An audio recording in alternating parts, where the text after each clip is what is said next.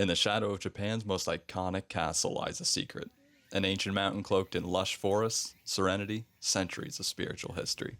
And Hollywood charm. More on that later.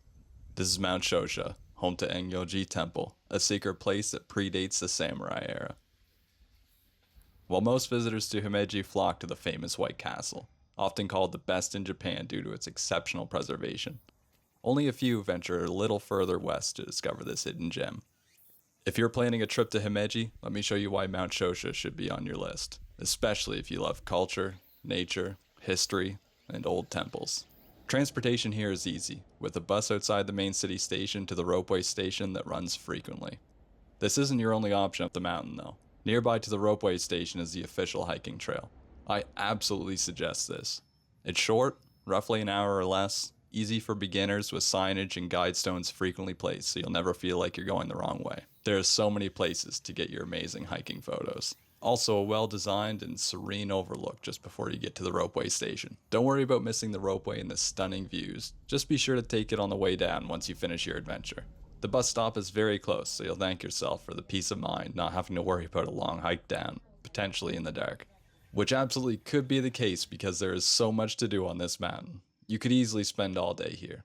The ropeway runs until 7 p.m. as of writing this. With sunset at roughly 5:50, you still have over an hour until the next ride after it gets dark. If you do take the ropeway up, you'll realize the noise of the city starts to fade. The air is cooler, and the atmosphere begins to shift from modern Japan to timeless tradition. Quickly you're brought into the scenic, historic part of Japan. The first place you'll run into after the ropeway station is another observation deck just outside. A nice place to sit and wait if you come here between ropeway cars. After this, you'll come to the ticket gate, and after that, the big bell of mercy, which anyone is able to go up to and ring. Most bells like this at temples are for special occasions, but this one is specifically meant for you. Loud and old. Moving on though, you'll come to the historic entrance of the temple, Nyeomon Gate. A popular place for pictures, most people stop here and get at least one. Engyo-ji is the heart of Mount Shosha, a sprawling temple complex founded in the year 966. That's more than 1,000 years of history nestled in these woods. It was established by the monk Shokushonin, a follower of the Tendai sect of Buddhism. The same tradition as in Rakuji in Kyoto. Engyo-ji became a major religious center and a place of pilgrimage for monks, warriors, and emperors alike. Historically, people say those who visit Mount Shosha, Engyo-ji will have their body and soul purified. As we keep following the trail, we come to my personal favorite temple in all of Japan so far. And I've been to a lot. I'm really saying something with that statement. There's so many here, it's hard to pick favorites, I know, but trust me, this place is stunning. It's part of the Engyo-ji complex, specifically called Engyo-ji Maniden. Hidden in the mountains, it quickly opens up as you cross a small bridge in the thick woods, towering over you, lit up by the sun and buzzing with life. Most temples in Japan don't allow you to take pictures or film inside, but this one you are freely able to do so. What a blessing it was to be able to appreciate this place and share it also. The outside may be jaw-dropping and stunning, but so is every step into it. The balcony outside, the look-off, and the view from inside. One of those places you just have to sit in awe and ponder about. There's a shop outside to get snacks and ice cream, refreshments of all sorts. Very relaxing. Eventually we have to move on though, no matter how much it breaks my heart. And the next place we come to is Engyo-ji 3 Halls, one of the most profound parts of visiting Mount Shosha. It isn't just what you see, it's what you feel. The silence, broken only by the wind and the trees. The forest, thick and ancient, untouched by time. The sense that you're walking through a path worn down by monks and pilgrims for generations. There's something deeply meditative about this place. It's not a tourist attraction. It's a living, breathing, sacred site. I think what strikes me most is how quiet it is up here. You really feel like you've stepped into another world, one that slows you down and invites you to be still.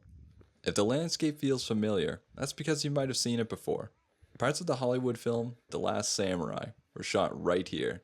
The temple grounds served as the fictional samurai village where Tom Cruise's character trained. The setting wasn't created for the film, it already existed, perfectly preserved in history. This is one of the filming locations. No movie sets, just real temples and history.